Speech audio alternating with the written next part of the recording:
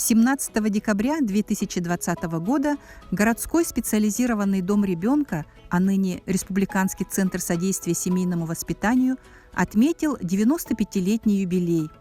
Все эти годы центр успешно выполняет главную задачу – содействие устройству детей-сирот и детей, оставшихся без попечения родителей, в семьи. Устройство детей в семьи – безусловно, приоритет государственной политики. У нас по данным прошлого года в республике есть 4481 ребенок. Из числа детей-сирот, детей, оставшихся без попечения родителей, по-прежнему показатель устройства детей в семьи в республике является одним из самых высоких в Российской Федерации. 3905 детей, что составляет 87%, воспитываются в семьях. Наше учреждение, Республиканский центр содействия семейному воспитанию, в этом году отмечает 95-летие. Открывались мы как дом ребенка и, безусловно, являемся головным учреждением по устройству детей в семьи. Работает у нас высокопрофессиональный коллектив сотрудников. Создан отдел семейного устройства, который занимается подготовкой школы приемных родителей. В республике 225 приемных семей.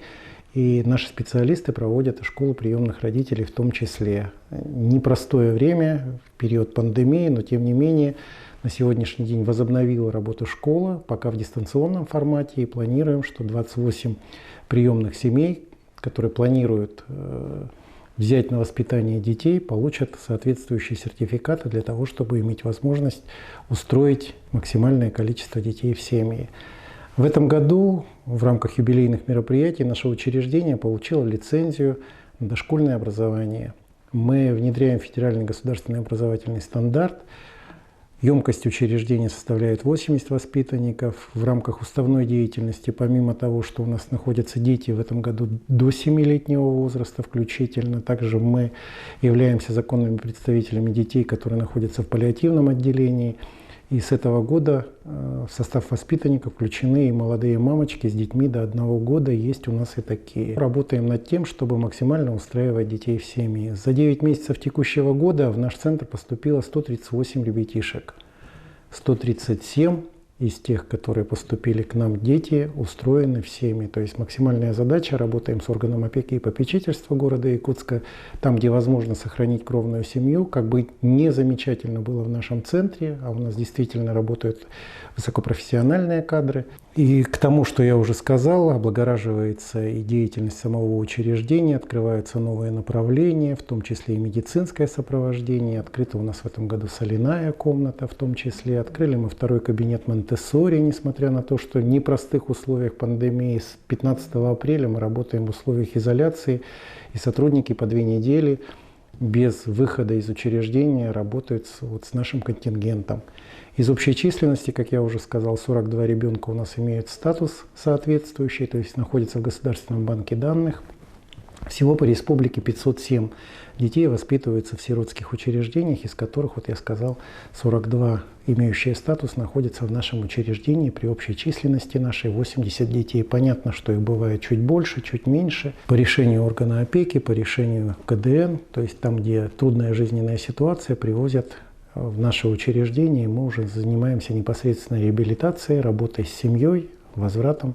Где возможно сохранить кровную семью, возвращаем в семью. Где невозможно, работаем над тем, чтобы иные формы устройства в замещающие семьи имели место быть. Центр содействия семейному воспитанию – особое место. Здесь находятся самые маленькие дети, те, кто нуждается в ежедневном уходе и присмотре.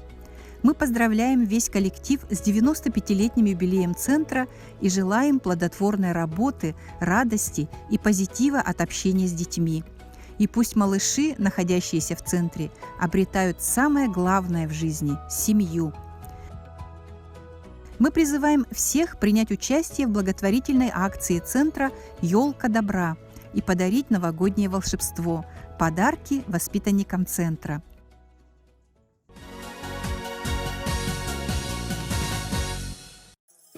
В рамках реализации проекта Фонда президентских грантов Фонд «Дети Саха-Азия» и Центр содействия семейному воспитанию выпустили настольную книгу «Бир Сюбенен», содержащую советы приемным родителям. Наша книга, настольная книга «Мамы и папы», в себе содержит очень много полезной темы. Давайте остановимся на одном из них. Основное у нас в начале пути тема.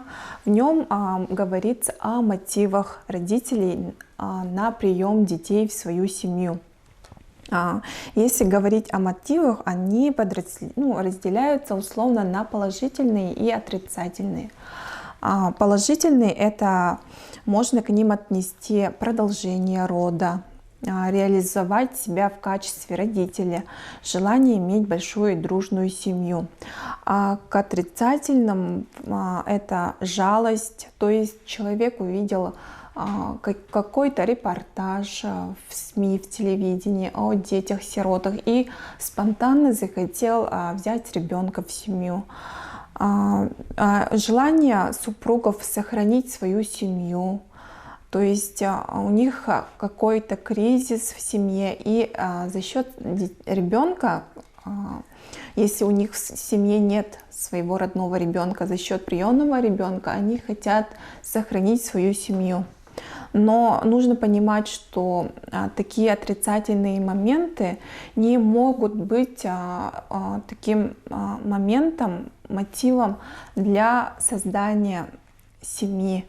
Потому что если в семье есть какие-то проблемы, то их нужно решить до приема ребенка. То есть ребенок не должен находиться, приемный ребенок, в атмосфере разлада в семье.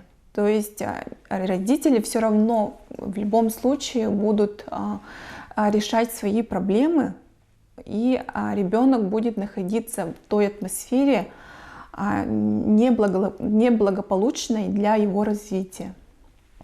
И тут в нашей книге рассматриваются такие моменты.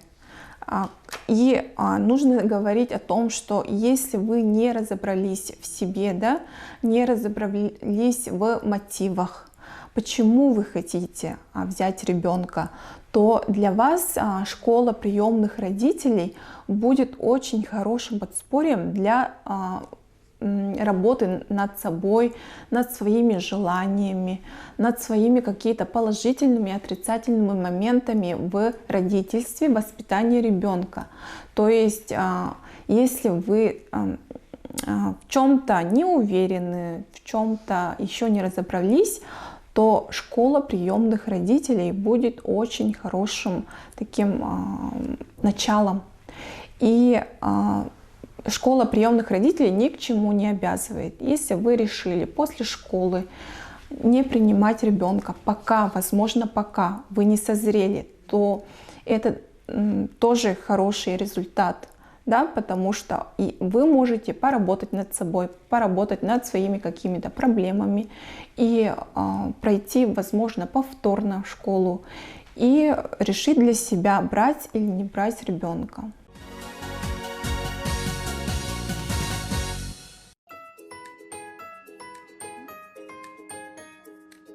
Познакомьтесь, это у нас родные брат и сестра Кирилл и Вика. Кириллу 4 года. Ой, какая маленькая. Вике 2 года. Кирилл у нас главный помощник в группе. Да, Кирилл? Да, самый старший у нас. Всегда предложит свою помощь. Вот о сестре он очень заботится, всегда ей помогает. Делится с ней своими игрушками. Вика у нас девочка активная, любит подвижные игры со сверстниками. Но в то же время она может уединиться с красочной книжкой, подолгу сидеть, рассматривать ее. Также вот настольные игры она очень любит. Да, Кирилл и Вика у нас дети самостоятельные. Навыки самообслуживания у них развиты по возрасту. Давай,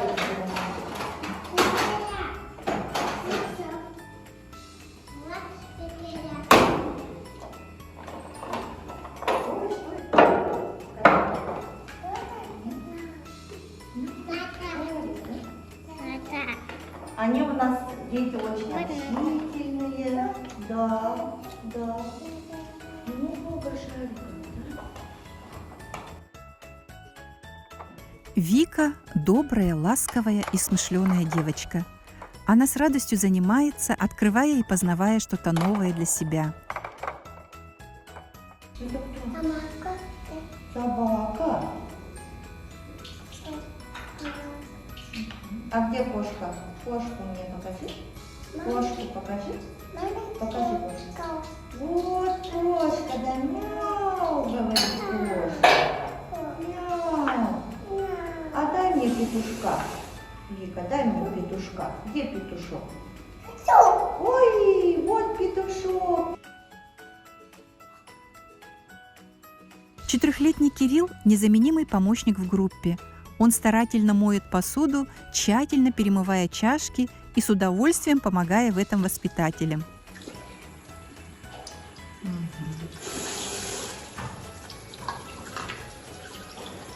как чисто помыла.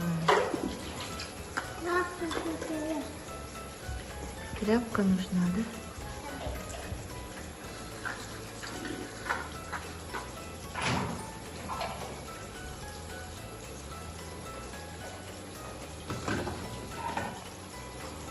А, это насухо вытираешь? Да. Молодец. Кирилл и Вика – большие любители книг. У Кирилла и Вики есть младшая сестренка Алиса. Ей 1 год 2 месяца. Она с удовольствием играет, проявляя любознательность и интерес к окружающему. Алиса уже много ходит, что позволяет ей открывать многое вокруг себя. Девочка нежная, ласковая и послушная.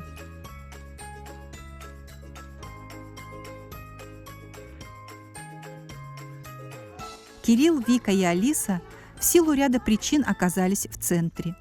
И мы очень надеемся, что в новом году они обретут семью.